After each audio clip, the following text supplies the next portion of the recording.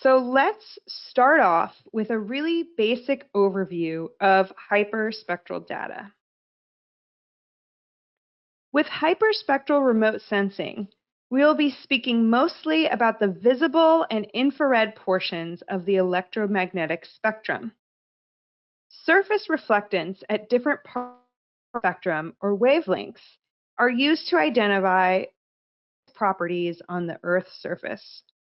This variation in the reflectance of wavelengths is what allows us to differentiate features such as land cover types or water quality parameters. So in this schematic, you can see the sizes of different waveforms along the electromagnetic spectrum. And for optical remote sensing, which is mostly what we'll be focusing on here, we generally use wavelengths from the infrared to the visible range.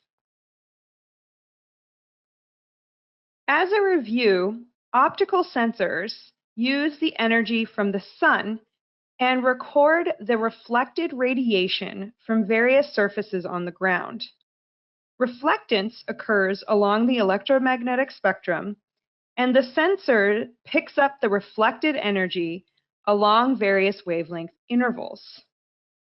Thus, the spectral resolution is the ability of a sensor to define wavelength intervals. And the wavelength intervals can be wide, which means they cover a larger range of frequencies, or narrow, which means they cover a small range of frequencies. Each band or wavelength range represents a different part of the electromagnetic spectrum. So the finer the spectral resolution, the narrower the wavelength range for a particular channel or band. So you may be familiar with multispectral imagers such as Landsat. These measure the radiation reflected from a surface at a few wide separated wavelength bands. In the figure on the right, with the gray, you can see those wavelength ranges. With Landsat 8, for example, band 5, or the near-infrared band, has a wavelength range of 850 to 880 nanometers. So the range is 30 nanometers. Most hyperspectral imagers, on the other hand, measure reflected radiation at a series of narrow and contiguous wavelength bands. So the wavelength range for a hyperspectral sensor may only be 5 nanometers instead of 30. When we look at a spectrum for 1 pixel in a hyperspectral image, it looks very much like the spectrum that would be measured in a spectroscopy laboratory. This type of detailed pixel spectrum can provide much more information about the surface than a multispectral pixel. So then, what really is hyperspectral remote sensing? So this is the acquisition of images in usually of contiguous registered spectral bands. Although most hyperspectral sensors measure hundreds of wavelengths, it's not the number of measured wavelengths that defines a sensor as hyperspectral. Rather, it's the narrowness and contiguous nature of measurements. Essentially, hyperspectral data is characterized by many bands and measuring reflectance at close intervals along the electromagnetic spectrum to better characterize spectral signatures and reflectance of land cover, water, and the atmosphere. Hyperspectral imagery especially refers to data captured with bands spaced 10 nanometers or less from one another.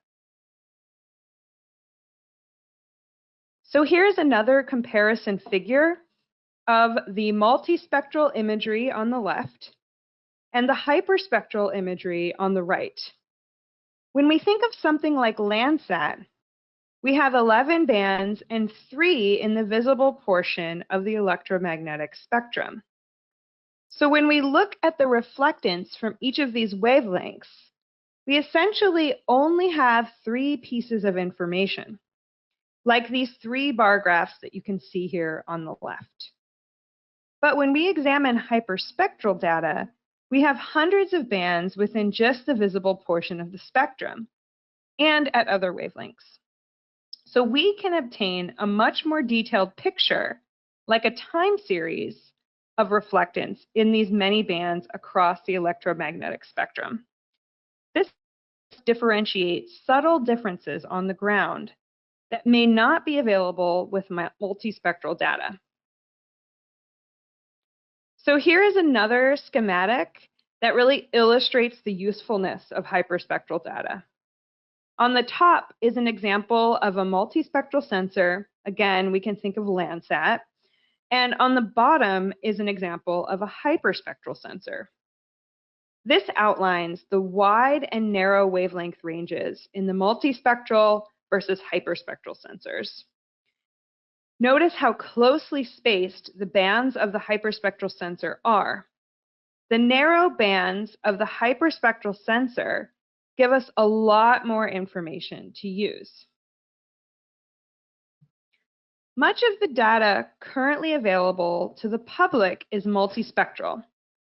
So as I discussed, these are sensors like Landsat with a limited number of bands, and these usually have relatively high resolution and are usually global.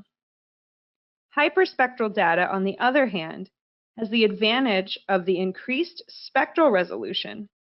However, hyperspectral data sources are currently limited. A number of hyperspectral missions are ongoing and planned, but these data are not yet freely available over the same spatial scale as multispectral data, which we will discuss in much more detail later on in the lecture.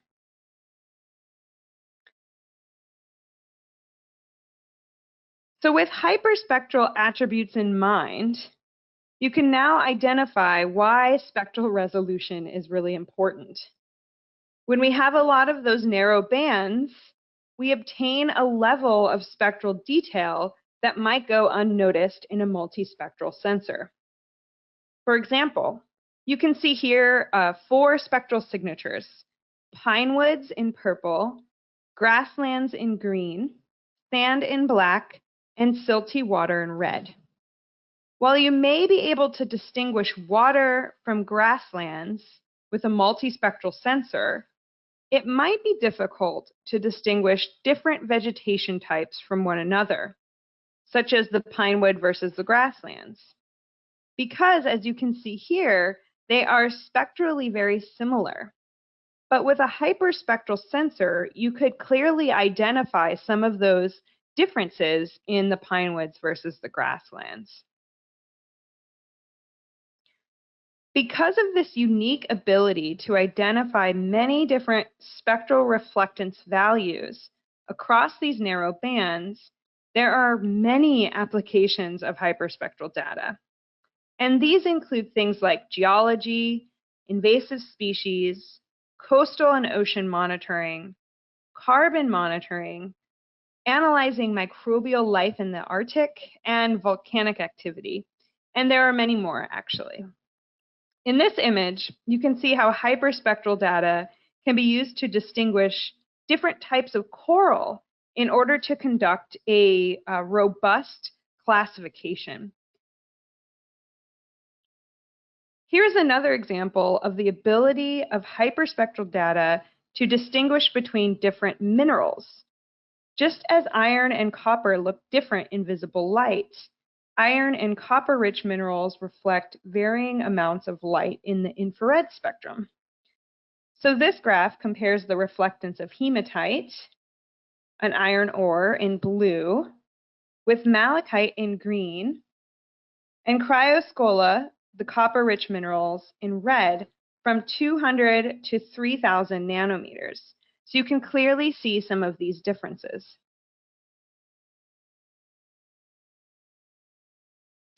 Okay, so now that we have given you a brief review of what hyperspectral data are and why they're useful, let's move on to discussing some specific hyperspectral sensors. There are multiple satellite-based sensors, and these include EO1 Hyperion, which was a very popular system, and 2 test missions on board the International Space Station, or the ISS. These are the Hyperspectral Imager for the Coastal Ocean, or HYCO, and the Ecosystem Spaceborne Thermal Radiometer Experiment on Space Station, or EcoStress. There are others that are flown on airplanes, and these include the Airborne Visible Infrared Imaging Spectrometer, or AVIRIS, which has been flown throughout the world, and PRISM on board the Coral Reef Airborne Laboratory, or CORAL, and we'll discuss each of these specifically. So Hyperion is one of the most popular hyperspectral satellite systems, and it was launched in November of 2000 and was decommissioned in 2017. The Earth Observing 1, or EO1 satellite, was launched on November 21st, 2000, as a one-year technology demonstration validation mission. After the initial technology mission was completed, NASA and the USGS agreed to the continuation of the EO1 program as an extended mission. It collected 220 unique spectral channels ranging from 357 to 2,576 nanometers with a 10 nanometer bandwidth. It had a spatial resolution of 30 meters for all the bands, and the standard scene width was 7.7 kilometers, so actually a pretty narrow strip. And the standard scene length is 42 kilometers, with the option to increase the scene length to 185 kilometers. So in these images here, this long strip that you can see is an image of Mount Fuji from 2000. And the image on the bottom gives you an example, again, of how different the Hyperion spectral range is from the Landsat bands, for example. So you can see that within only a couple Landsat bands, there are much higher spectral resolution there with Hyperion. Some of the Hyperion data has been processed and archived, so you will need to check in on some of the data portals of how you can access these data, and we'll also be speaking about that later today, as well as during our second session.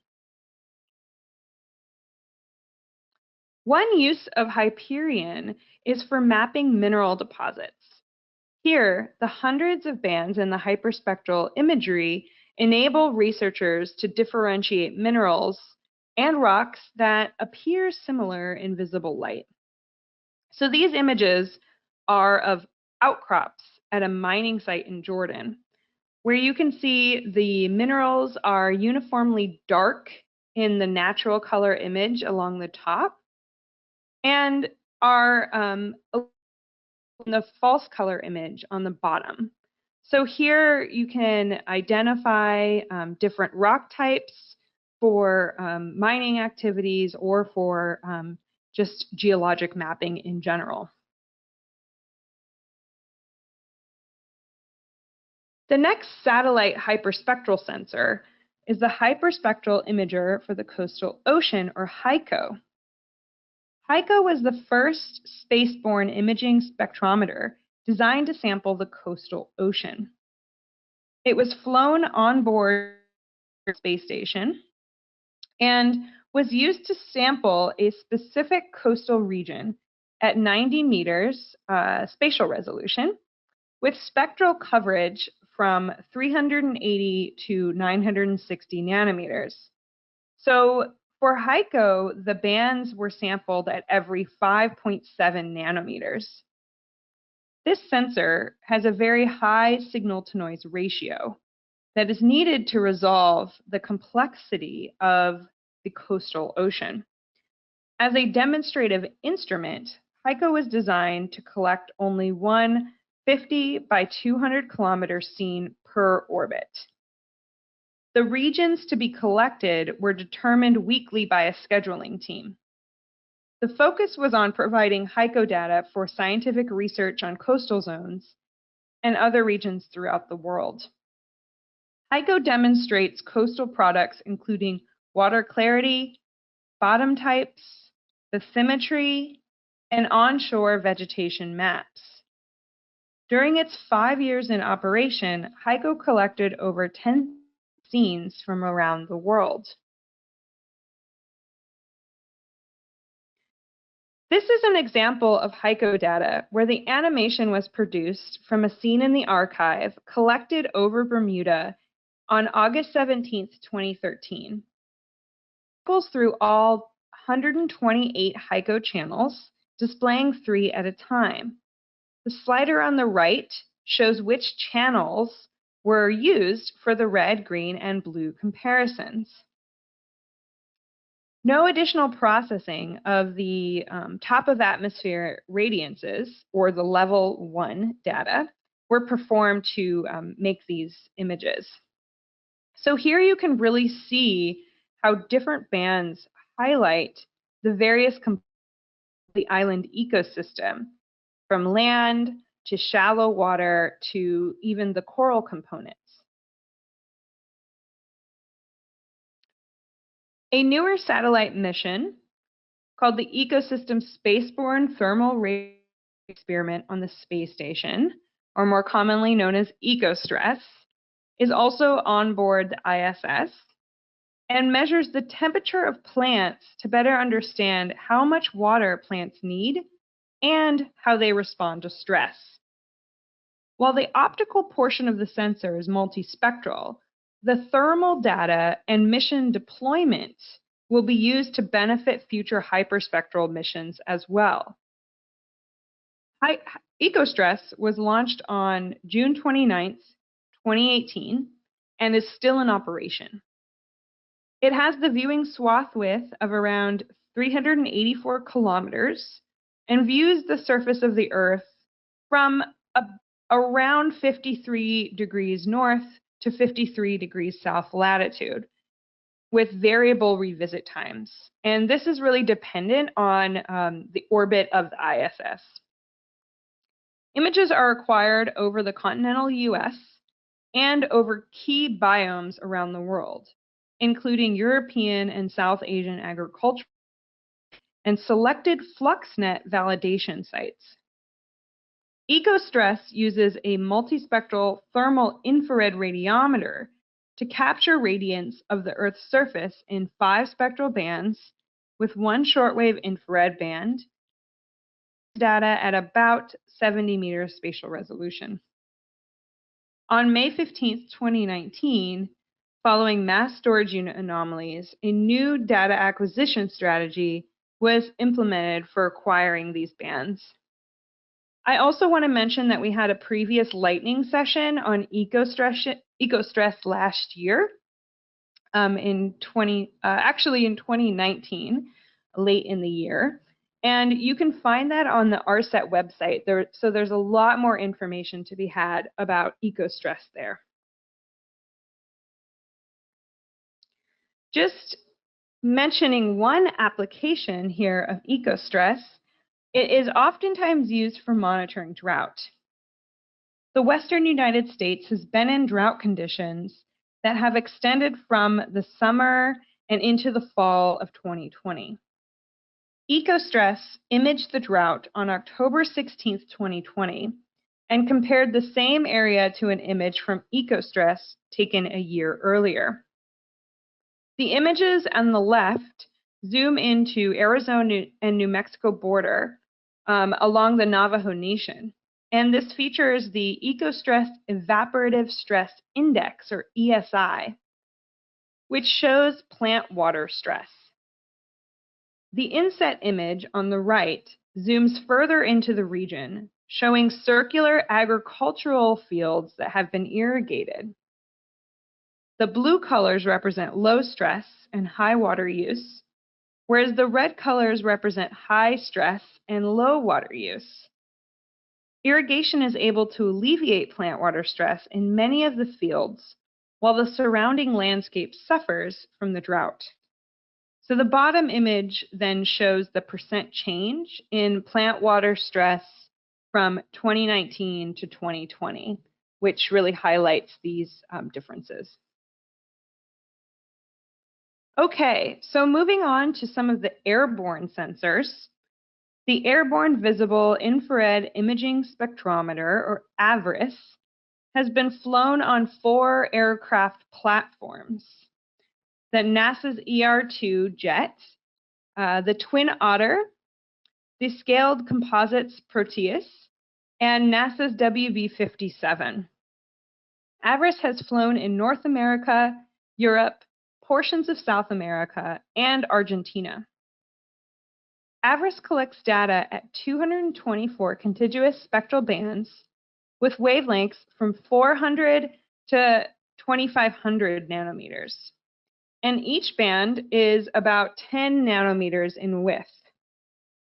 The main objective of AVIRIS was to identify, measure, and monitor constituents of the Earth's surface and atmosphere over a variety of landscapes. Research with AVIRIS is predominantly focused on understanding processes related to the global environment and also climate change. Here's an example of the use of AVIRIS data to monitor forest health. The hemlock woolly adelgid is a serious pest of eastern and Carolina hemlock in the United States. To inform management activities and to test the applicability of landscape-scale remote sensing to monitor hemlock conditions, the hyperspectral collections of AVIRIS were conducted alongside concurrent ground truthing in 2001 and 2012. And the hemlock conditions were compared with field metrics that spanned a 10-year survey in the Catskills of New York. So this map shows the predicted decline in hemlock in 2012 using the AVIRIS data. The results from this study also indicated that there has been an increase in hemlock decline and mortality, but the decline is slow, so that with other long-term monitoring studies and with the spatial information provided here, continued management strategies can focus on a particular area to help control the further decline of hemlock in this region. Another airborne platform is the Coral Reef Airborne Laboratory, or CORAL, which was a 3-year mission from 2016 to 2019. CORAL acquired airborne data using the Portable Remote Imaging Spectrometer, or PRISM, and this instrument was installed in a commercial airplane Gulfstream. The goal of CORAL was to provide critical data and new models needed to analyze the status of coral reefs and to predict their future. CORAL provided the most extensive picture to date of the condition of a large portion of the world's coral reefs in a really uniform data set. The spectral resolution is from 349.9 to 1053.5 nanometers, and it had bands sampled at 3.5 nanometers.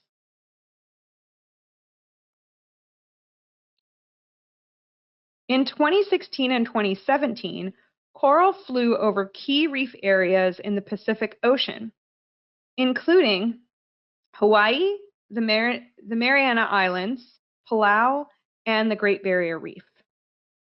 In situ data were obtained to validate the remote observations. For each reef, the spectral image was processed to provide a reef condition and was described by measurable quantities of benthic cover of coral, algae, and sand, primary productivity, and calcification. These reef condition parameters were analyzed quantitatively against 10 key biophysical parameters using new models to understand reef conditions today and predict reef conditions in the future. So here you can see these study sites and one of the classified images created from the campaign in Hawaii. So you can see the classification here with coral, algae, and sand. Here is a table of a few other hyperspectral imagers that have been in orbit or that are slated to launch in the near future. The first is Tiangong 1, which was in operation from 2011 to 2013 and was primarily used for land imaging over China. I do not believe these data are freely available. The second shown here is PRISMA, or the hyperspectral precursor of the application mission, and this was funded by the Italian Space Agency. This combines a hyperspectral sensor with a medium resolution panchromatic camera. In particular, the imaging spectrometer takes images with a pixel size of 30 meters in a continuum of spectral bands ranging from about 400 to 2500 nanometers. Next is Haisui, a Japanese space system, which is slated to also be on board the ISS. This project will verify its usefulness in various applications, such as oil resource exploration, and will be used to evaluate the potential of the instrument design for future mission. Next is NMAP, which is also scheduled to launch in 2021, and this is a German system with similar spectral and spatial resolution as some of the other sensors. Then we have Shalom, which is a joint mission between Italy and the Israel Space Agency, and that's planned for launch in 2022. And finally, the Hyperspectral X imagery, which is a French mission focused on soil, urban, and coastal applications. So you can see there is a lot in the works in terms of hyperspectral data. There are also a few upcoming NASA hyperspectral initiatives that will benefit from these various previous airborne campaigns. The first here is the Plankton Aerosol Cloud and Ocean Ecosystem, or PACE. And this mission will focus on the global oceans, the atmosphere, and terrestrial systems. It is still in mission development, but it will be designed to take data from the ultraviolet to the shortwave infrared regions with bands sampled at every 2.5 nanometers. The next here is the Surface Biology and Geology, or SBG mission, which has many application areas of focus. Prior to the planning for SBG, under the directive of the Decadal Survey, the Hyperspectral Infrared Imager, or HISPRI mission, concept activity occurred from 2007 to 2018. And HISPRI had flights in Hawaii and California for 13 mission concept projects. This concept work was also vital to the development of the technology of ecostress, which we mentioned earlier. HISPRI campaigns demonstrated the feasibility for applications of these data for things like global terrestrial ecosystem composition and function, fires, agriculture, and many others. The primary focus now is on the development of the SBG with this knowledge base. The final upcoming NASA hyperspectral mission I wanted to mention here is the Geosynchronous Littoral Imaging and Monitoring Radiometer, or GLIMMER. This is a mission like EcoStress that has been approved as part of NASA's Earth Venture instrument portfolio. And these are small targeted science investigations that complement NASA's larger Earth observing satellite missions. This initiative was led by Principal Investigator Joseph Salisbury at the University of New Hampshire, Durham. And GLIMMER will focus on providing unique observations of ocean biology, chemistry, and ecology in the Gulf of Mexico, portions of the southeastern United States coastline, and the Amazon River plume. So a little bit more information about PACE, which will collect hyperspectral imagery and multi-angle polarimetry and is currently scheduled to launch around 2023. PACE will extend key systematic ocean color, aerosol, and cloud climate data records. PACE will reveal the diversity of organisms fueling marine food webs and observe how ecosystems respond to a changing climate.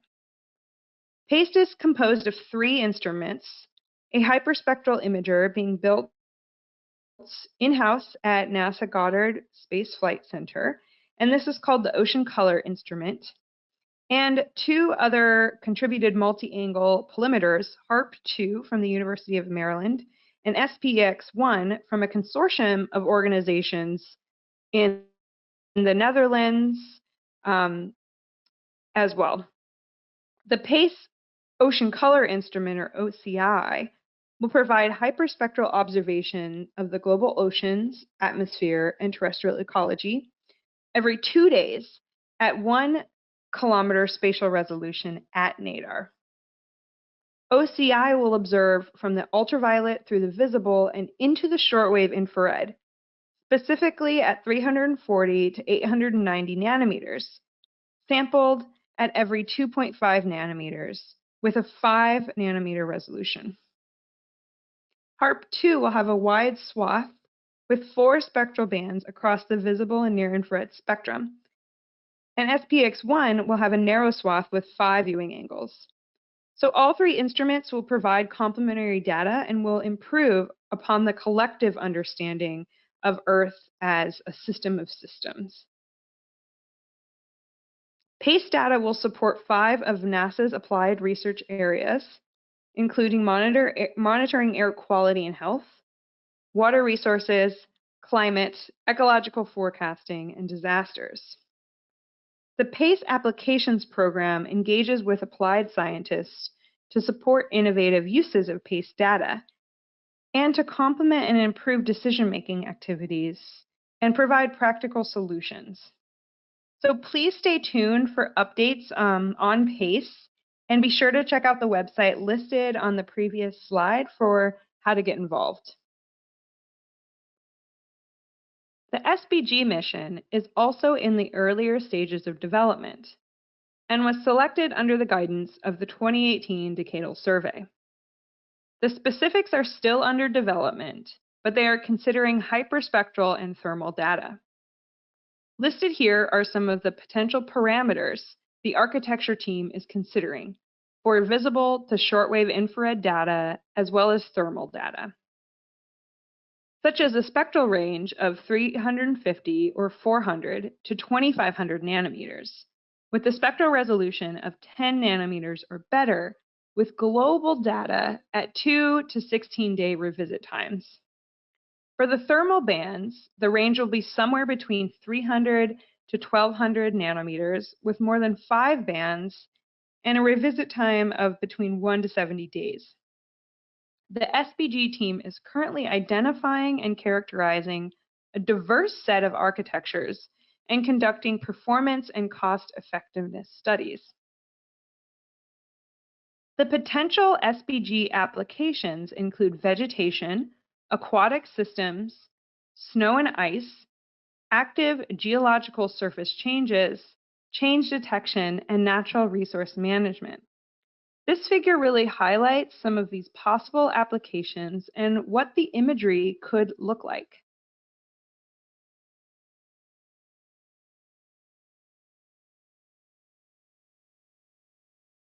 So the final section for today is to briefly discuss how to access and process the hyperspectral data.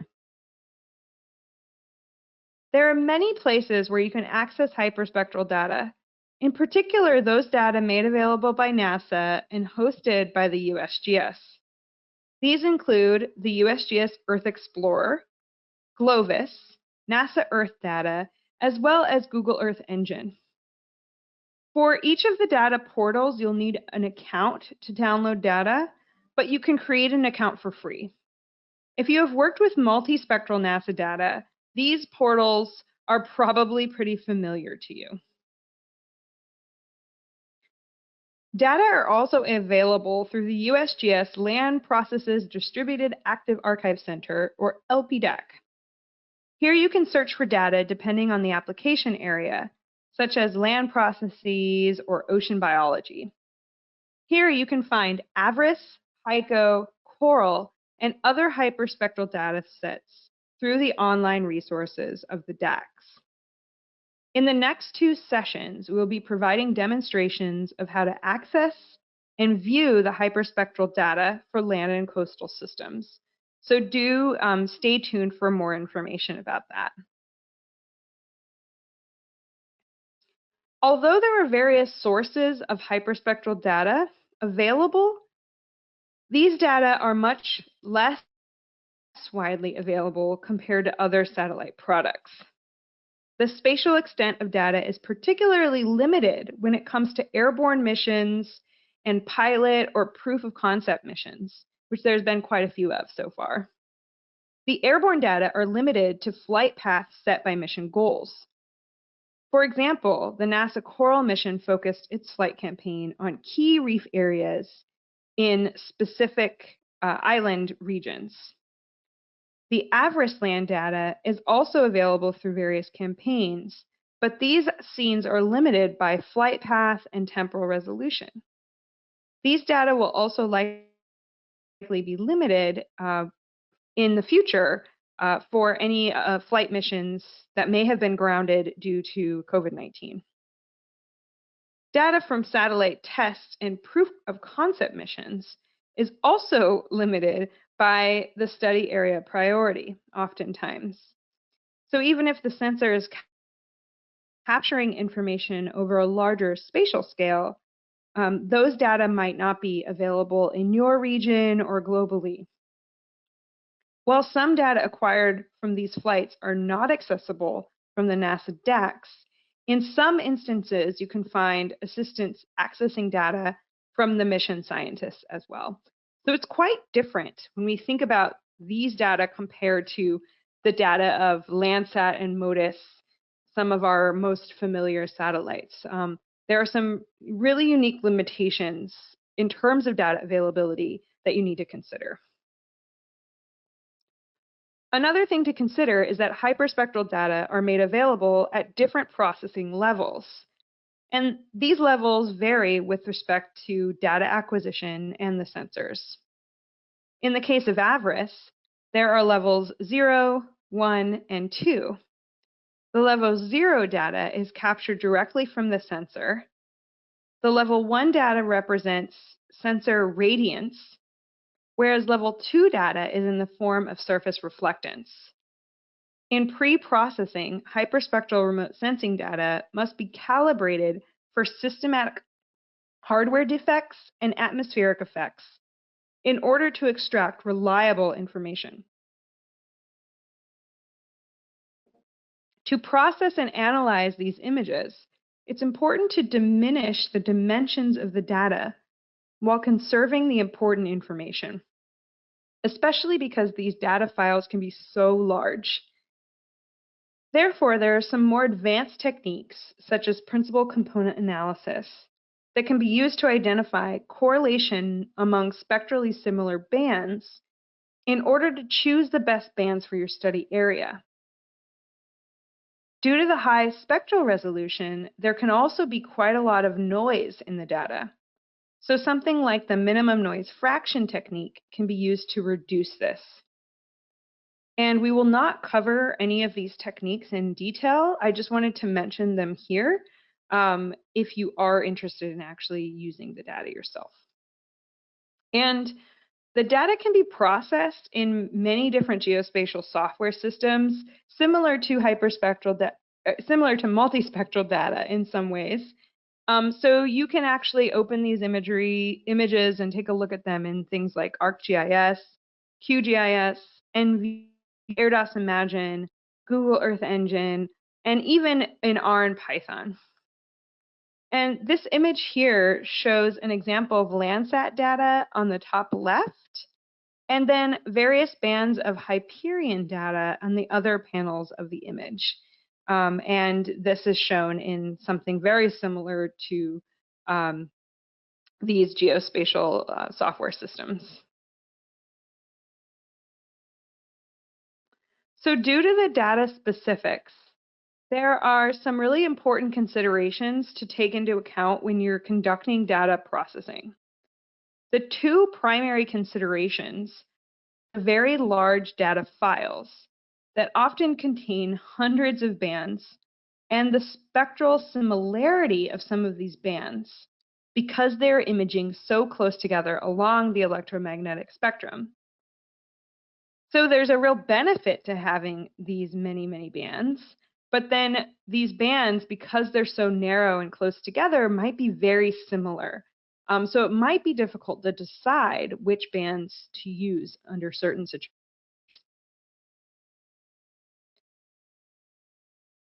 Also, you may need some additional computing power and storage, and you may need to really determine which bands are the most appropriate. And remember those two techniques I mentioned for selecting the correct bands and for dealing with the signal to noise issue. So this image here gives an example of the usefulness of removing some of that noise in the hyperspectral image prior to conducting the classification.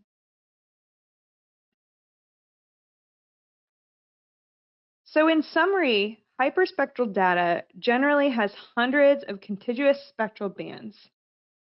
These bands measure reflectance at close intervals along the electromagnetic spectrum. The bands are usually spaced about 10 nanometers or less apart from one another. There are multiple satellite and airborne sensors that we talked about today, such as Hyperion, Avarice, etc. And as you can see, there are many more in the works. So this is really an area that will be expanding in the future. So it's a great area to be starting to get involved with. When using hyperspectral data, there are some really important considerations. The benefits are the ability to differentiate different vegetation types, as well as minerals, drought indicators, etc. But there are limitations in terms of the data set can be very large, and there is the potential for large signal to noise ratio, and the data are usually regional and not available globally. In the next two sessions, we will focus more on applications and case studies using hyperspectral data for land and coastal systems.